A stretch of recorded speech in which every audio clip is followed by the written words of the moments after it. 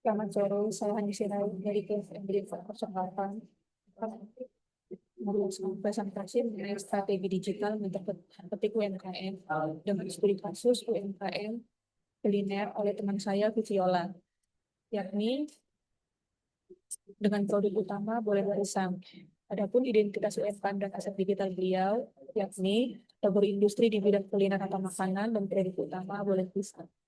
Lalu aset digital operasional adalah akun Instagram personal beliau dengan mode private dan akun WhatsApp pribadi sebagai saluran pemesanan dan interaksi utama. Adapun motivasi beliau membuka usaha ini adalah membangun kemandirian finansial dan aset income melalui prinsip learning by doing. Selanjutnya, pain points dan dampak terhadap UMKM. Berdasarkan wawancara saya dengan Viviola, berikut adalah masalah utama di usaha beliau. Yang pertama, konsentrasi pasar geografis.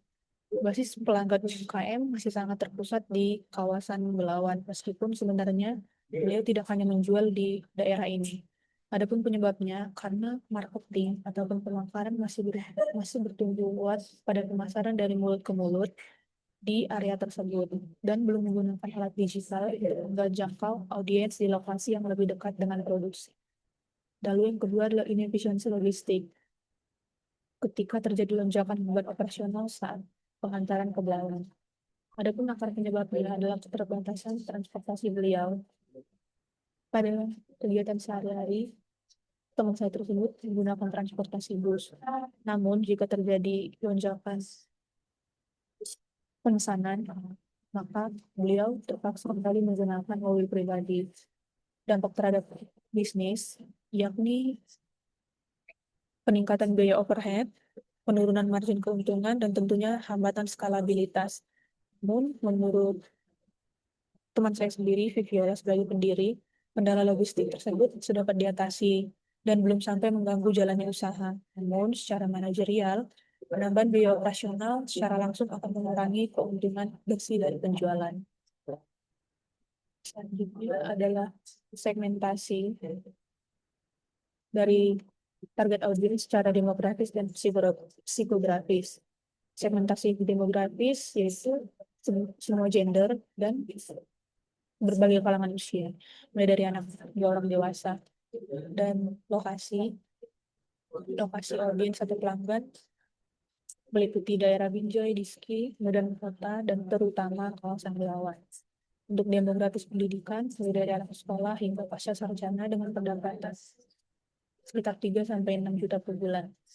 Lalu psikografis audiens, yakni audiens yang memiliki lifestyle hidup praktis, yang ingin mudah tanpa harus membuat sendiri dan menyukai momen bersantai bersama orang terdekat. Dan juga audiens yang percaya bahwa sistem pre-order lebih baik dan mendapatkan kualitas makanan yang segar atau freshly baked. Audience insight atau perilaku digital yang pertama, platform prioritas, yaitu pengguna media sosial berbasis visual yakni Instagram dan WhatsApp status. Adapun jam aktif mereka yaitu pada waktu senggang seperti jam istirahat siang dan malam hari setelah jam kerja. Referensi konten, mereka sangat menyukai konten dinamisasi tersebut menggunakan tipografi estetik dan relevan dengan budaya pop saat ini. Selanjutnya, analisis kompetitor sejauh ini berdasarkan wawancara dengan teman saya Viola, usaha beliau tidak memiliki kompetitor real di kawasan target pasarnya yaitu Belawan. Sehingga membuat keunggulan kompetitif antara lain menguasai pasar mikro dan menjadi top of mind karena tidak adanya persaingan langsung tadi. Lalu keunggulan lainnya, beliau dapat menjamin konsumen menerima produk dengan kualitas yang 100% segar, freshly baked. Dan yang terakhir, daya terima universal. Mempermudah pemasaran karena tidak tersekat oleh segmen yang terlalu sempit atau niche. Karena seperti yang dijelaskan di awal, target pasar beliau sangat beragam, mulai dari anak-anak hingga orang dewasa, dan segala gender. Kemudian untuk key message dan brand identity, mari kita baca bersama-sama. pesan pendukung, ada jaminan kualitas, satu untuk semua, dan eksklusif. Kemudian identitas akun dan panduan visual meliputi brand voice, brand personality, color palette, tipografi, hingga gaya visual. Selanjutnya, platform, konten pilar, dan marketing funnel. Platform utama beliau adalah Instagram pribadi beliau sendiri dan juga WhatsApp pribadi. Mengapa? Mengapa ini belum cukup? Karena audiens sudah terbangun dan terbukti aktif berinteraksi secara organik di kedua platform ini. Dan sesuai dengan pendekatan operasional beliau yang mengandalkan pemasaran dari mulut ke mulut. Kemudian untuk 4 konten pilar UMKM terdiri dari edukasi, inspirasi, promosi, dan hiburan.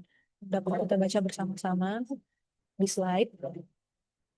Selanjutnya, format pendekatan konten terdiri dari format utama yang menggunakan Reels atau infografis ringan. Kemudian untuk frekuensi posting minimal di 2 sampai 3 kali seminggu di akun Instagram dan WhatsApp beliau. Untuk rasio konten, beliau menerapkan keseimbangan 80/20. Dan untuk user generated content, beliau sangat aktif mendorong pembeli membagikan foto produk dan merepost ulasan dari tangkapan layar chat beliau dengan para pelanggan. Selanjutnya untuk marketing funnel yang terdiri dari 3 tahap, dapat kita baca bersama-sama di slide.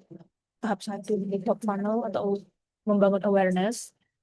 Tahap 2 itu middle funnel, menciptakan engagement. Dan tahap 3, bottom funnel, yaitu conversion. Selanjutnya adalah KPI, desain konten, dan lampiran. Berikut adalah target KPI dengan catatan KPI diukur secara manual dari fitur aplikasi karena akun beliau berstatus private dan juga tanpa ads. Untuk target reach itu menjangkau 70-80% total pengikut aktif. Untuk engagement rate itu targetnya meraih minimal 3 balasan untuk setiap konten. Lalu untuk conversion rate, mengkonversi sedikitnya 50% dari ID yang disampaikan di chat menjadi pelanggan resmi yang memesan slot PO. Dan untuk cost per lead, tentu saja Rp0 karena murni memaksimalkan out media tanpa biaya iklan. Berikut sudah saya lampirkan juga contoh konten dan bukti kerjasama dengan teman saya visual. Berikut isi kontak Instagram dan juga letak lokasi beliau. Demikian presentasi singkat dari saya. Terima kasih.